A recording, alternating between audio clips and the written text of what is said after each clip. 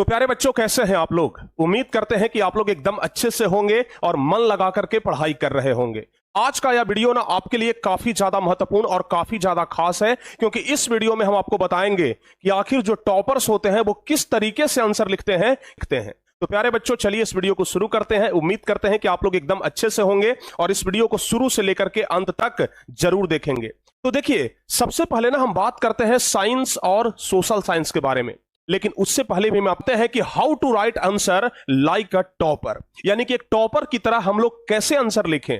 क्योंकि बस लिखने का ही तो फर्क होता है, बाकी जानकारी तो सबको होता है। क्या जो टॉपर है वो कहीं बाहर से पढ़ के आया है? क्या उसे भगवान के द्वारा भेजा गया है उसके दिमाग में कि लो भाई ये आंसर लिख दो? नहीं प्यारे बच्चों, जो चीज आप याद किए हैं ना वो चीज टॉपर भी याद किया है। बस फर्क है तो सिर्फ लिखावट का, लिखने का फर्क है, लिखने के तरीका का फर्क है। आप किस तरीके से लिख रहे हैं और जो टॉपर है वो किस तरीके से लिख रहा है, बस फर्क यहीं पर होता है। और अगर इस फर्क को दूर कर लिया जाए तो कुछ कमजोर छात्र भी टॉपर बन सकते हैं और कुछ तेज छात्र भी टॉपर नहीं बनते हैं, बस लिखावट के कारण। तो हम आपको इस वीडियो में ना मुख्य रूप से यह बताएंगे कि आखिर किस ये 10th क्लास में जो मुख्य सब्जेक्ट होता है ना वो सोशल साइंस और साइंस ही होता है। अगर बच्चे चाहते हैं कि हां हमारा एक अच्छा नंबर आए, बिहार बोर्ड में एक अच्छा रैंक आए या फिर किसी भी बोर्ड में अगर एक अच्छा रैंक आए, तो उसके लिए आपको ये दो सब्जेक्ट पर विशेष ध्यान देना होता है, साइंस और सोशल साइंस। क्योंकि इसके अलावा तो मैथ में तो अधिकांश बच्चे तेज होते हैं, और मैथ में ना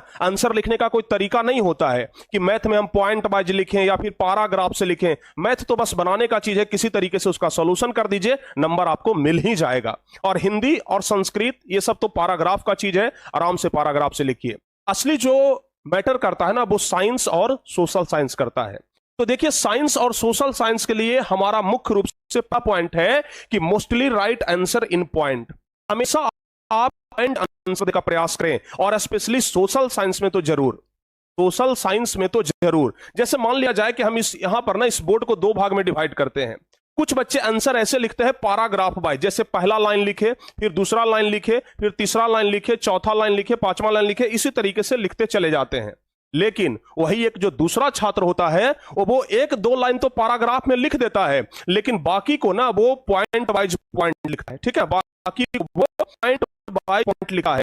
इससे ये साफ लगता है कि बच्चा असल में क्या लिखना चाह रहा है। जो कॉपी जांच करने वाला होता है ना वो ऊपर वाले को ना पढ़ करके सीधे पॉइंट पढ़ता है, और अगर पॉइंट में लिखा हुआ रहता है ना तो ये इंपॉर्टेंट चीज जो है ना वो सीधे झलक जाता है। ये पता चल जाता है कि बच्चा आखिर पॉइंट के माध्यम से क्या दर्शाना चाह रहा है, ज्यादा नंबर मिलेगा।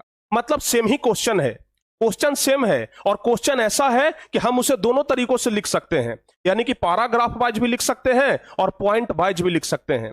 तो जानते हैं जवाब क्या था कि जो पॉइंट वाइज लिखेगा ना उन्हें हम ज्यादा नंबर देंगे, उनका नंबर हम नहीं काटेंगे। क्यों नहीं काटेंगे? क्योंकि इसमें सब कुछ स्पष्ट झलक रहा है, समझ गए। और हां, यह बात आपको जरूर ध्यान रखना है कि अगर 5 नंबर वाला प्रश्न है तो कम से कम आपको 5 पॉइंट जरूर लिख करके आना है।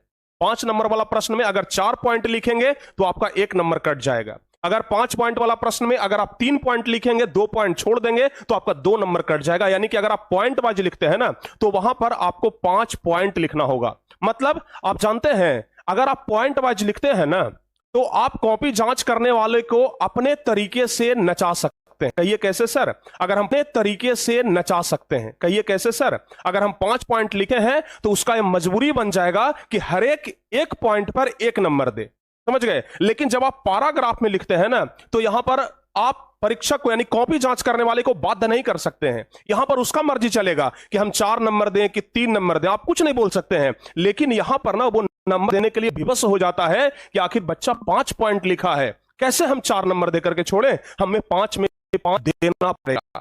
ठीक है, ये होता है बच्चों। और बच्चा नंबर नहीं लिखना, समझ गए। 5 नंबर वाला में कम से कम आपको 9-10 लाइन लिखना ही पड़ता है। अगर प्यारे बच्चों आप लोग इस ट्रिक का यूज करते हैं और अगर इस ट्रिक का यूज करके आप लोग क्वेश्चन का आंसर देते हैं ना तो ये गारंटी है प्यारे बच्चों कि आप लोग आराम से एक एक प्रश्न का जवाब लिख करके आएंगे, और जिस प्रश्न का जवाब नहीं भी पता होगा ना उसे भी आप कंप्लीट करके आएंगे। और साथ ही अगर आप लिखते हैं तो आपको पूरा नंबर मिलेगा, 1 नंबर भी नहीं कटेगा। टॉपर्स की तरह आप लिख पाएंगे और टॉपर्स की तरह नंबर के आप असली हकदार भी होंगे।